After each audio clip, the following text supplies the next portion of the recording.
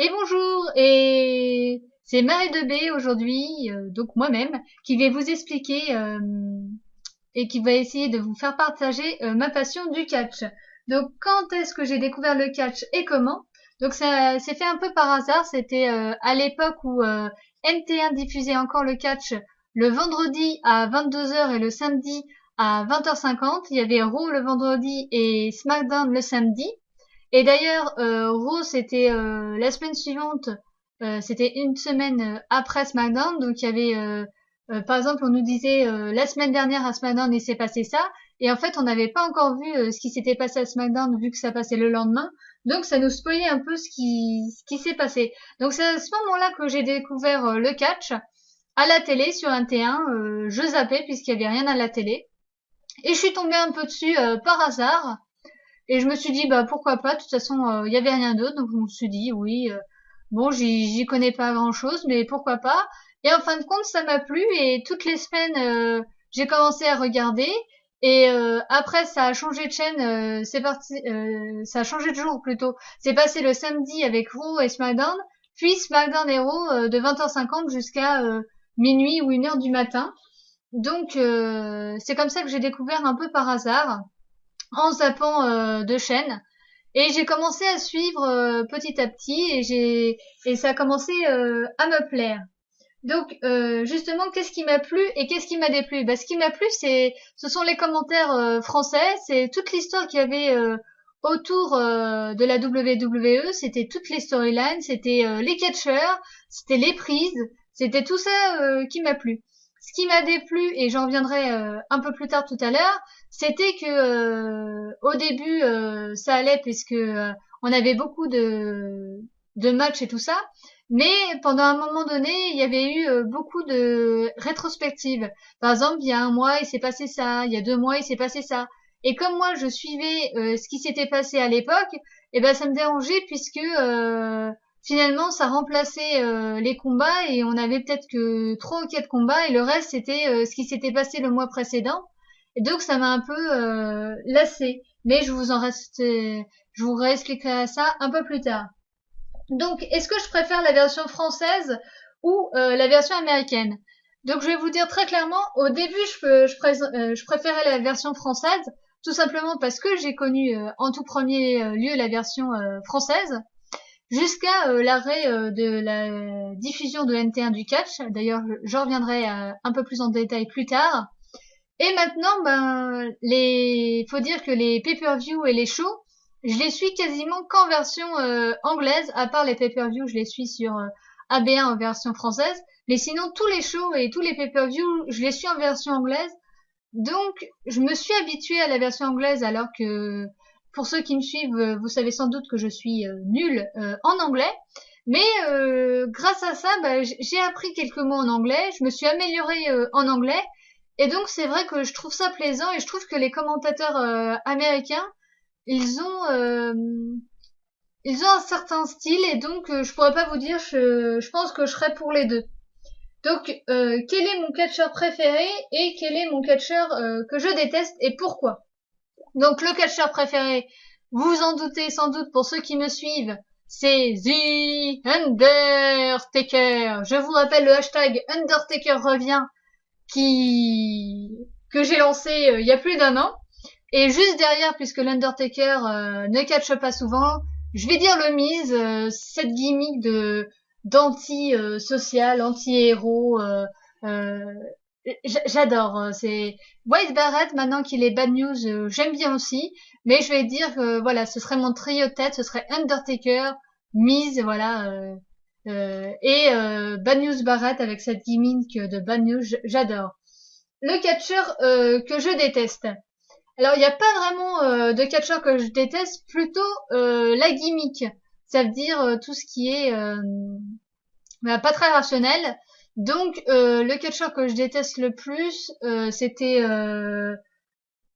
Alberto Del Rio, où il avait la gimmick du Mexicain riche qui avait réussi avec sa limousine, l'instru de service et tout ça. J'aimais pas trop la façon de se la péter un peu et de dire qu'il était la façon aussi d'être suffisant et de dire aux autres, enfin de sous-entendre en tout cas que les autres c'était un peu des petites merdes et que lui c'était l'élite mexicaine et c'est pour ça qu'il avait réussi.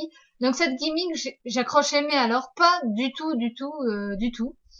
Donc je dirais pas que c'est mon catcheur, je dirais juste que c'est sa gimmick qui me plaisait pas, mais sinon les catcheurs, j'ai pas spécialement de catcheur que je déteste, c'est plus la gimmick ou plus ce que la WWE en fait qui me gêne.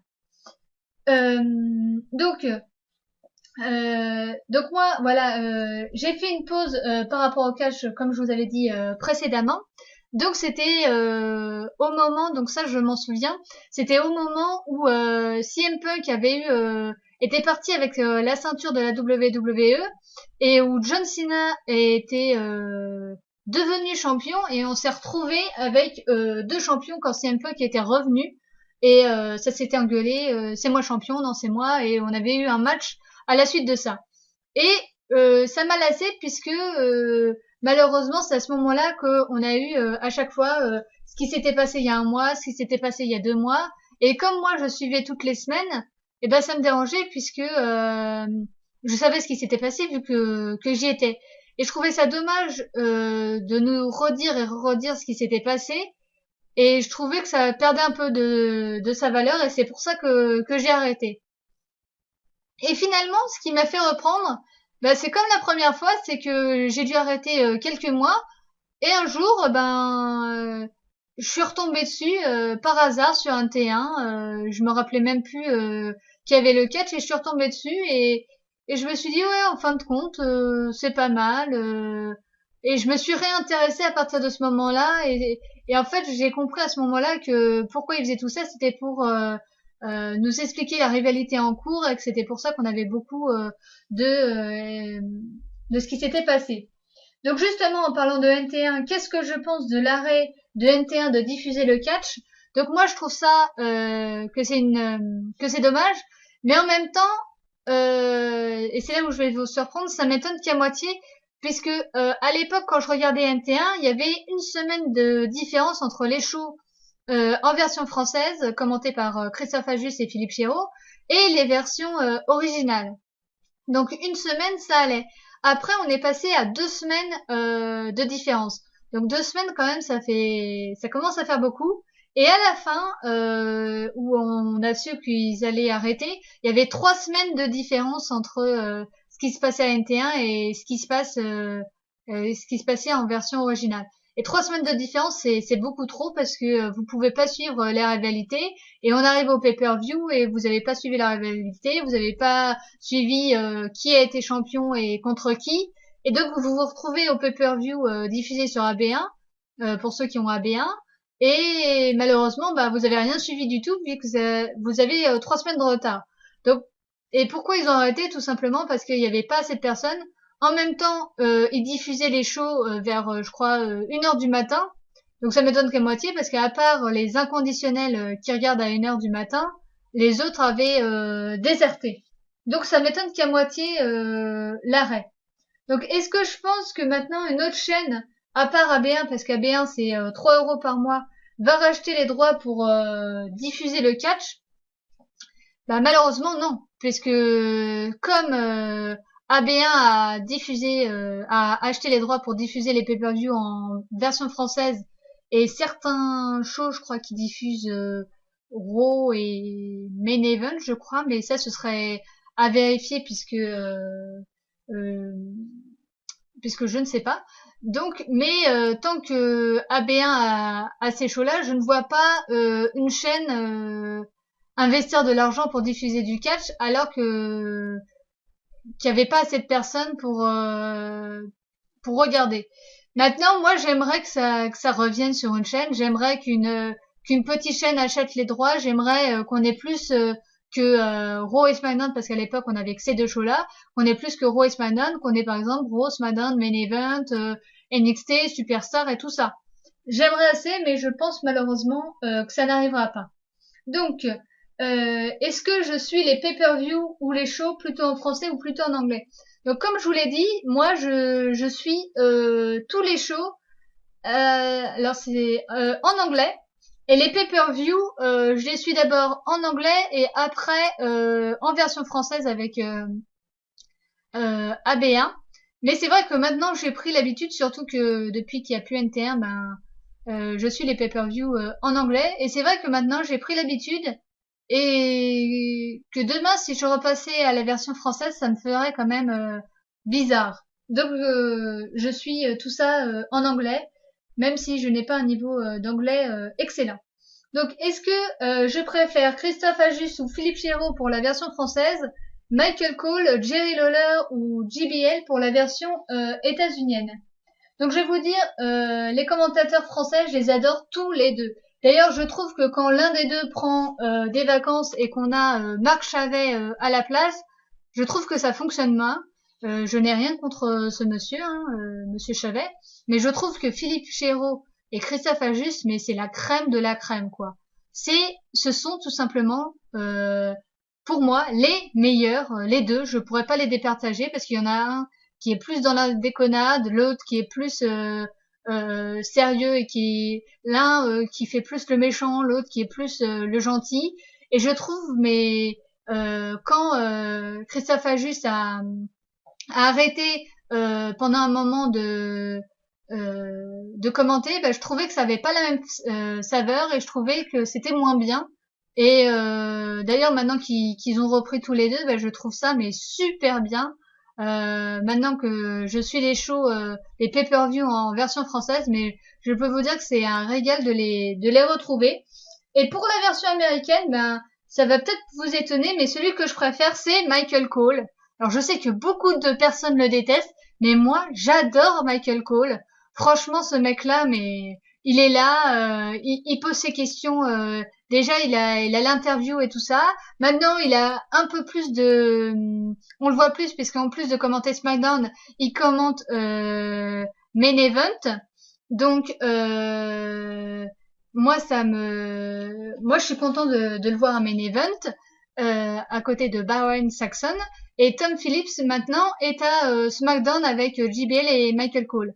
Donc moi, mon préféré c'est Michael Cole puisque il est, je pourrais pas vous expliquer, mais c'est mon préféré et je sais que ça va choquer beaucoup de monde parce qu'il y a beaucoup de personnes qui n'aiment pas trop, mais moi j'aime bien Michael Cole. Donc question plus d'actualité, qu'est-ce que je pense du WWE Network et le fait que ça y est, c'est arrivé en France. Donc aux États-Unis c'est 9,99 $, en France c'est 7 euros et quelques. Donc moi personnellement, je ne regarde pas la WWE Network version, enfin aucune des deux versions d'ailleurs. Donc qu'est-ce que je pense de la version états-unienne parce que je n'ai pas fait la version française.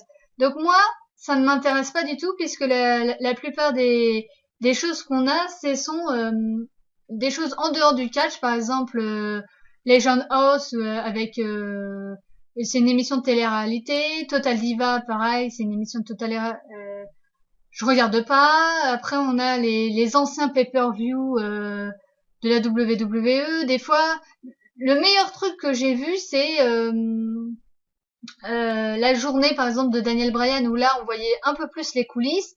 Là, dernièrement, ils ont fait une journée avec anciennement Shield et leur préparation avant SummerSlam. Ça, je trouve que c'est mieux parce qu'on apprend des choses qu'on ne voit pas et on voit les coulisses, ce qui se passe en coulisses. Et ça, je trouve ça bien parce que c'est toujours bien de savoir ce qui se passe dans les coulisses et ça intéresse toujours des gens de savoir alors est-ce que lui est vraiment gentil, est-ce que lui est vraiment méchant, comment ils font pour se préparer et tout ça.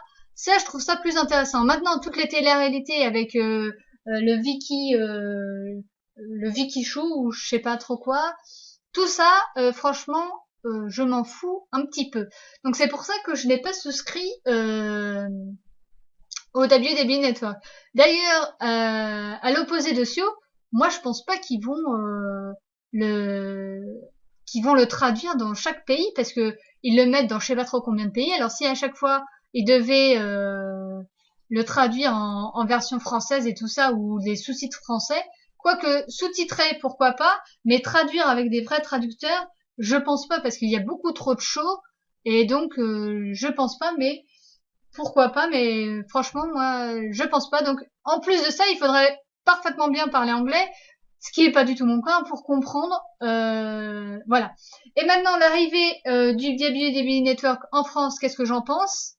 Ben, c'est un peu la même chose. Hein. Je pense que déjà, ça va pas trop marcher, surtout si c'est pas traduit en français, parce que le nombre de personnes qui sait parler anglais couramment et qui comprend l'anglais couramment, ben moi j'en fais pas partie. Donc je sais pas si vous en faites partie, mais pas moi.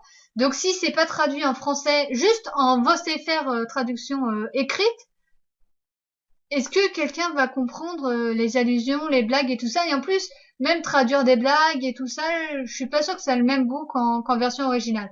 Donc je sais pas. Est-ce qu'ils vont adapter ça pour chaque pays? Je n'en sais rien. Mais en tout cas, ce qui va arriver, voilà, moi ça m'intéresse pas.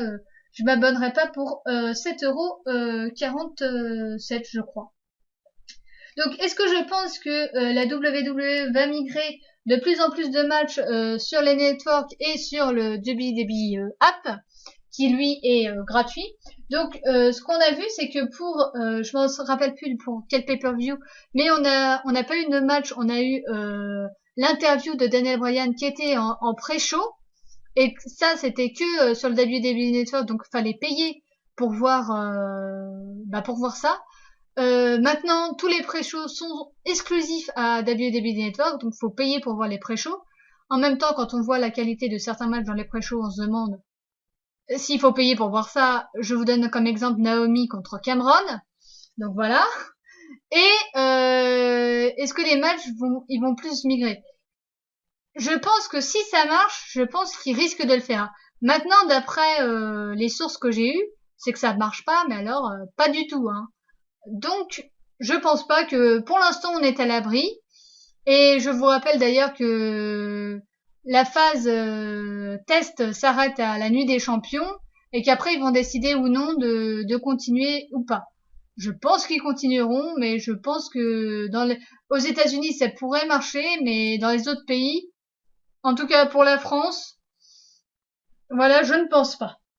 Donc, est-ce que les shows et les pay-per-view aux États-Unis, est-ce que ça me tente d'y aller? Donc, je vous dirais oui.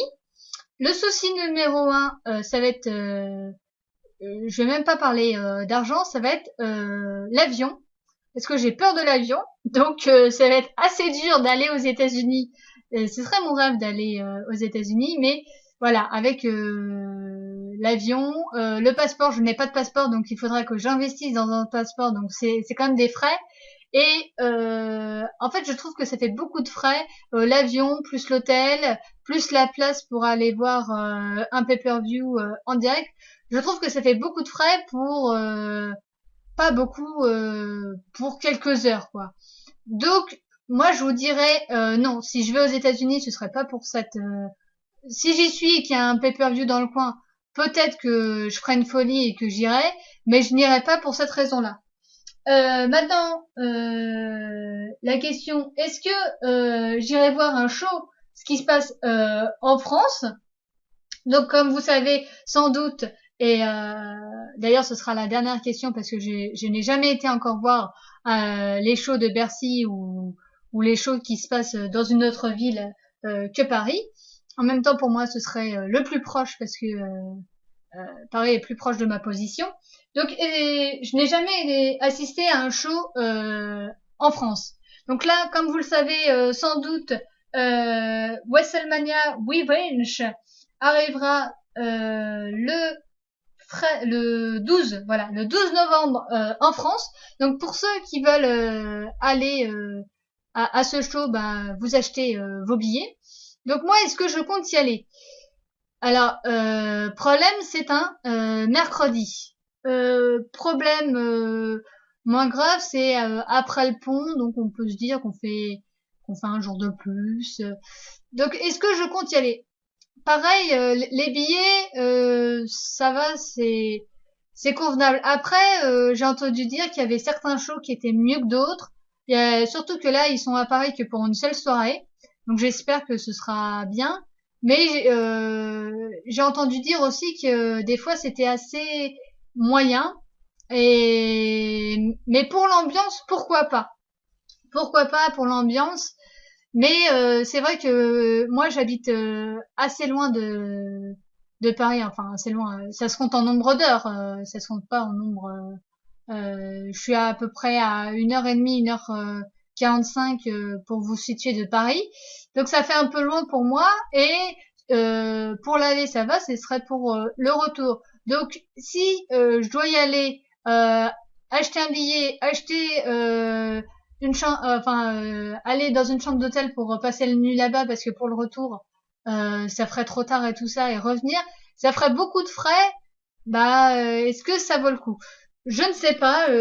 Pour ceux qui y sont déjà y allés, ben, vous pouvez me le marquer dans les commentaires. Est-ce que ça vaut vraiment le coup d'y aller? Je pense quand même que oui. Donc je pense que si un jour je devais y aller, je pense que quand même que j'irai. Là, je peux pas vous garantir que j'irai le 13, mais par exemple si un jour ils reviennent à Paris ou ailleurs et que ça tombe un autre jour, je n'exclus pas totalement la possibilité d'aller de voir les superstars un peu plus près, voilà, de les voir vraiment en vrai et pas derrière mon écran et d'être là à les encourager ou à les siffler. Je trouve quand même que c'est une expérience, je pense, que qu'en fin de catch, je pense qu'on doit le vivre au moins une fois pour voir, quoi. Mais bon, voilà. Donc, c'était tout pour moi. Euh, voilà. Donc si vous avez d'autres questions ou si bah, vous pouvez les poser, c'est avec plaisir que j'y répondrai. Et nous on se retrouve pour la suite avec le prochain invité de cette émission. Et je vous dis à tout de suite.